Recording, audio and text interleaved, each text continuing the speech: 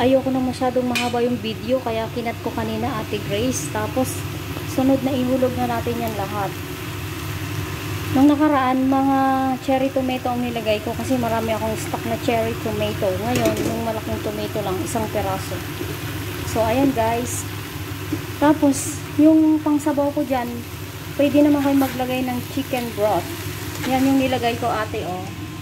Yan. Tapos nilagay ko dun sa pinagalisan ng yogurt kanina. Yung marinated chicken nandyan. Nilagyan ko ng Norpa cubes. Nor broth. Yan yung isasabaw ko dyan. Tapos hanggang sa lumambot na siya. Yan. Ang bango-bango.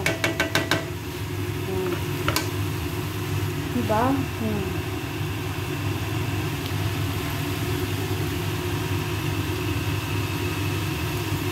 Yung tofu.